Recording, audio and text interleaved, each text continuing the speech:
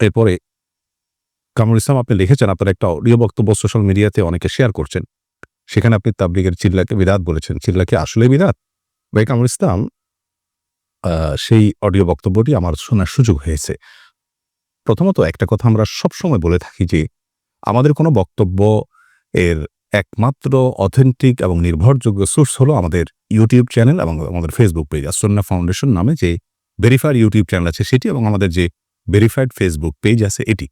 এর বাইরে আমাদের বক্তব্য অনেকেই ধারণ করেন। তারা ক্যামেরায় ধারণ করেন। ধারণ করার পর সেটাকে তারা তাদের মতো করে কাটছাঁট করেন।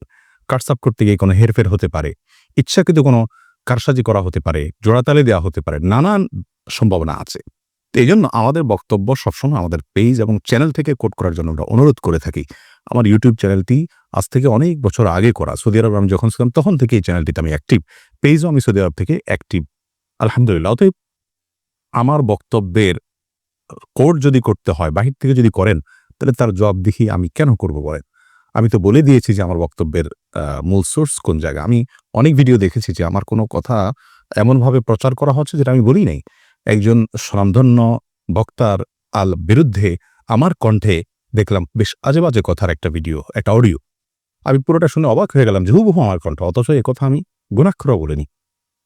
যাই হোক, এটা হলো প্রথম কথা। দ্বিতীয় কথা হলো, সেখানে যে কথাটি বলা আছে ৩ শব্দের একটা কথা। এখান থেকে আমরা একটা মানুষের পুরো বক্তব্য বা তার অবস্থান, তার সিদ্ধান্ত আমরা কিভাবে নিশ্চিতভাবে জেনে ফেলি? সেখানে যেটুকু বলা আছে আমার যতটুকু মনে পড়ে, বেদাতি পন্থায় ৩ চিল্লা দেওয়া, তাবলীগে ৩ চিল্লা দেওয়া বেদাতি পন্থায়। তো এখানে এটা যদি আমার বক্তব্য হয়ে থাকে, আমি জানি না এটা আদৌ আমার বক্তব্য কিনা। আমার মনে পড়ে না আমি এরকম কোনো কথা বলেছি। যদি আমার বক্তব্য হয়েও থাকে, তাহলে সেক্ষেত্রে আপনি লক্ষ্য রাখবেন যে বেদাতি পন্থায় ৩ চিল্লা দেওয়া। এর মানে হলো, যদি কেউ ৩ চিল্লাটার এই উপকরণকে ইবাদত বানিয়ে ফেলে, এটাকে সুন্নাহ মনে করে, এটাকেই শরীয়ত বানিয়ে ফেলে, এটাকে এরকম আবশ্যক করে ফেলে, তাহলে সেক্ষেত্রে সেটা বেদাত যে হবে সেটা বলাই বাহুল্য। এবং এ ব্যাপারে তো কোনো আলেমেরই কোনো দ্বিমত নেই আমি যতটুকু জানি। তো সেই পন্থায় যদি কেউ দেয়, সেই কথা বলা হয়েছে এখানে। আর এক্ষেত্রে আমার ব্যাখ্যা একেবারে ক্লিয়ার। এ বিষয়ে আমার মনে হয় অন্তত কয়েকশবার ফতোয়া প্রশ্ন উত্তর আমরা দিয়েছি। যে অনেকে বলেন যে বিশ্বে ইজতেমা এটা বিদআত, অনেকে বলেন ৩ চিল্লা ১ চিল্লা বিদআত। আমরা বিনয়ের সাথে বেশ অনেকবার এগুলোর উত্তর দিয়েছি।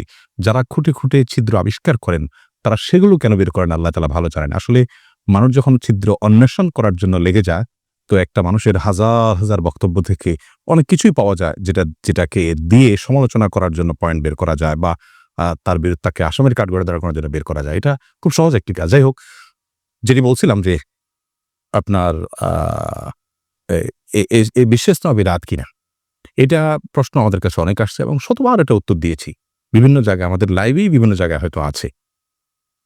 এবং আমরা সেখানে বলেছি যে আ কিছু মানুষ কোথাও সমবেত হলো কোরআন এবং হাদিস শেখার জন্য, জানার জন্য, বোঝার জন্য, দ্বীনি জজবা তৈরি করার জন্য। এটা সম্পূর্ণ জায়েজ একটি কাজ। এটা বিদআত হতে যাবে কেন? এটা যদি বিদআত হয় তাহলে সেক্ষেত্রে আমাদের এই যে লাইভ অনুষ্ঠান এটাও বিদআত হবে। আমরা যত প্রকার দ্বীনি প্রোগ্রাম করে থাকি, সম্মেলন আয়োজন করে থাকি, যত প্রকার ইজতেমা করে থাকি সবগুলো বিদআত হবে তাহলে। হ্যাঁ, কেউ যদি সেখানে বিশেষ কোনো ভুল উদ্দেশ্য নিয়ে যায় যে সেখানে গেলে আ আল্লাহ তাআলা দোয়া কবুল করবেন। এই জায়গা থেকে যে সেই জায়গার বিশেষ বরকত আছে, সেই জায়গার বরকতময় মক্কা মদিনা বা আপনার অন্যান্য দোয়া কবুলের জায়গাগুলোর মতো একটা জায়গা মনে করে, অথবা সেখানে যাওয়াকে হজের সাথে তুলনা করে, যেমন হাতে গোনা ২-৪ জন করে, যাদেরকে গুনেও হয়তো বের করলে হাতে গোনা কয়েকজন হবে। যাই হোক, তো এইরকম চিন্তাধারা নিয়ে যদি কেউ করে তাহলে সেটা বেদআত হবে, সেটা ভুল হবে। কিন্তু এছাড়া বাইরে এটা ভুল হওয়ার তো কোনো কারণ থাকতে পারে না। আ একটা হলো উপকরণ, আরেকটা হলো ইবাদত। ইবাদতের উপকরণ, আ এই উপকরণটা কখনো বেদআত হয় না যদি সেটাকে উপকরণ হিসেবেই রাখা হয়। আমরা যদি ইবাদত করি, বিমানে যাচ্ছি, এটা উপকরণ। আমরা কোনো দিন শিখার জন্য ১ ঘন্টা একটা সেশন বের করেছি, এটা উপকরণ, এটা মাধ্যম। তো উপকরণ কিভাবে আপনার বেদআত হবে যদি সেটাকে ইবাদতে পরিগণিত করা না হয়? বিধায় আপনার কেউ ৪০ দিন, কেউ আপনার ১২০ দিন ৩ চিল্লা কোথাও গেলেন দিন শিখার জন্য, দিন বোঝার জন্য। এই ৩ চিল্লার ১ চিল্লা ফিক্স করে গেলে এটা বেদাত হতে যাবে কি কারণে? তাহলে সেক্ষেত্রে আমরা যে অনার্স করে থাকি, মাস্টার্স করে থাকি হাদিসের উপরে, তাফসিরের উপরে, বিভিন্ন সাবজেক্টের উপরে, এই যে মেয়াদ, এই মেয়াদটাও তো কোরআন হাদিসে নাই, তাহলে এটা বেদাত হয়ে যাবে। আল্লাহ মাফ করুক। এই বিষয়গুলো খুব সহজ সরল। কিন্তু এগুলোকে আমরা এত ঘোলাটে করে ফেলছি এবং এত বেশি জটিল বানিয়ে ফেলেছি যে খুবই আপত্তিকর। মোদ্দা কথা হলো, যে অডিও আমাদের নামে প্রচারিত হচ্ছে, এই অডিও বক্তব্যে কোন প্রকার কারসাজি হয়েছে বলে আমাদের জোরালো ধারণা, এরকম কথা আমি বলেছি ওনার মনেই পড়ে না। আর দ্বিতীয় কথা হলো যে, যদি কেউ এই চিল্লা ৩ চিল্লাকে মাকসাদে আসলি বানিয়ে নেয়, এটাকে যদি উপকরণ নয় বরং ইবাদতের পর্যায়ে নিয়ে যায়, এটাকেই যদি মুখ্য বানিয়ে ফেলে, তাহলে সেক্ষেত্রে সীমালঙ্ঘন হবে, সেটা ত্রুটি হবে, সেটা অগ্রহণযোগ্য হবে। কিন্তু একটা কোর্স, এই কোর্সকে বেদাত বলার তো কোনো যুক্তি থাকতে পারে না। এটুকু বোঝার জন্য খুব বেশি পণ্ডিত হওয়ার তো দরকার নেই। আল্লাহ তাআলা মাফ করুক। আমরা কোনো কিছু পেলেই সেটা নিয়ে খুব বেশি হুমড়ি খেয়ে পড়ি এবং সবচেয়ে বড় কথা হলো আব্দুল্লাহ জাহাঙ্গীর যে কথাটাই বলেছেন, যাকে আমাদের ভালো লাগে তার আ অনেক বড়, বড় ত্রুটিগুলোকে আমরা ধামাচাপা দেওয়ার চেষ্টা করি। যারা আমাদের এই বক্তব্যগুলো নিয়ে খুব বেশি সোচ্চার, আমি যদি তাদের পছন্দের অনেক বড়, বড় পরিচিত অনেক ভালো, ভালো মানুষ, অনেক ব্যাপক পরিচিতি মানুষের মধ্যে আছে, এরকম মানুষদের শত, শত ত্রুটি আছে যেগুলো দিনের আলো মতো পরিষ্কার। সেগুলোর পরে যদি বলি যে তারা কেন বলেন না ফেসবুকে, কেন সেগুলো নিয়ে আলোচনা করেন না? বোধহয় কোনো জবাব তাদের কাছে থাকবে না। বরং সেখানকার কোনো ভুল ত্রুটি থাকলেও সেটাকে ধামাচাপা দেওয়া, বিভিন্ন ব্যাখ্যা করার চেষ্টা আমরা করি। আর যাকে ভালো লাগে না বা যার প্রতি হিংসা হয় বা কোনো কারণে তাকে অপছন্দ হয়, নিজের মনে হয় না, কোনো কারণে শত্রুভাবাপন্ন মানসিকতা থাকে, তখন তার ভালো কিছু থাকলেও সেটাকে আপনার দোষণীয় বলে পেশ করার এবং সেটাকে দোষ হিসাবে দেখানোর একটা চেষ্টা করা হয়। ইমানদারের খাসলত কি এটা?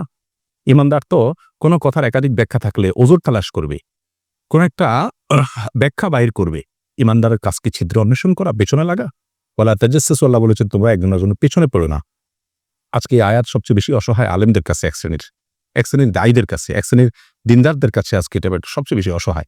আমরা পিছিয়ে পড়ে লেগে পড়া থাকাটাকে ইবাদত মনে করছি। শয়তান আমাদের কাছে এটাকে দিনের কাজ মনে করে ফেলছে। আপনি নিজের পেছনে নিজে লাগলে দেখবেন বহু কিছু আবিষ্কার করতে পেরেছেন। আপনার পছন্দের লোকগুলোর পেছনে আপনি লাগছেন না। কেন? কারণ তারা আপনার ভাই। তো আমি সেই কাজটা আমিও করি। আমি কারো পেছনে লাগার চেষ্টা করি না, চিবিদানুসরণ করার চেষ্টা করি না। কারণ আমি আমার ভ্রাতৃত্বের গণ্ডিটাকে অনেক বড় মনে করি। অনেক বড় মনে করি। আব্দুল্লাহ জাহাঙ্গীর রাহিমাহুল্লাহ বলতেন যে, বাংলাদেশে যত মহৎ পথ আছে আলেমদের, প্রত্যেকের নিজেদের মধ্যে তাদের কমবেশ মতপার্থক্য আছে, গ্রুপ আছে। তারা কিন্তু নিজেদের পারস্পরিক মতপার্থক্যগুলো ওপেন প্ল্যাটফর্মে বলে বেড়ান না। বরং সেটা নিজেদের মধ্যে রাখেন, কারণ তাদের নিজস্ব ব্যাপার। তো তিনি বলেছেন একবার আমাকে স্পষ্ট সরাসরি যে, আমি মনে করি এই গণ্ডিটা আরেকটু বড় করলেই আমাদের সমস্যার সমাধান হয়ে যায়। অর্থাৎ আমরাই তো। যখন আমরা চিন্তা করছি একটা ছোট্ট বলয় থেকে যে আমাদের মধ্যে ২ টা গ্রুপ আছে, তো আমরাই তো। এটা আমাদের মধ্যে থাকুক। আমাদের যারা আ ভিন্ন মত লালন করেন বা আমাদের বিপক্ষে যারা, তাদের কাছে যেন না যায়, সেজন্য আমরা ওপেন প্ল্যাটফর্মে আলোচনা করি না। তো আমরা তো মুসলমানরা সবাই আমরাই। তো আমাদের মধ্যে তো সীমাবদ্ধ থাকা উচিত। আমরা ফেসবুকের মতো ওপেন প্ল্যাটফর্মে যদি সেটা আলোচনা করি, তাহলে সেটা নাস্তিকদের হাসির কারণ হতে পারে। সেই চিন্তাটা আমাদের কেন আসে না? যাই হোক, আল্লাহ তাআলা আমাদেরকে হেদায়েত দান করুন। একবারে স্পষ্ট যে আপনার এই চিল্লা বা ৩ চিল্লা এরকম কোনো মেয়াদ ফিক্স করে কেউ যদি দিন প্রচারের কাজে বের হয়, দিন শেখার কাজে বের হয়, তাহলে এই চিল্লা বা ৩ চিল্লা দেয়াটাকে বেদাত বলা, এটার কোনো কারণ থাকতে পারে না। আমি শত শতবার এই বিষয়ে উত্তর দিয়েছি। কিন্তু দুঃখজনকভাবে কোত্থেকে কি জোড়াতালি দেয়া ভিডিও নাকি পুরাতন কোনো ভিডিওর অপূর্ণাঙ্গ অংশ, সেটাকে বের করে এনে এখন আমাদের কিছু ভাইয়েরা আলোচনা করছেন। আল্লাহ তাআলা আমাদের সবাইকে হেদায়েত দান করুন এবং সঠিকের পথে থাকার তৌফিক দান করুন। যাই হোক, অনেক সময় নিয়ে নিলাম এই প্রশ্ন উত্তরে। তনি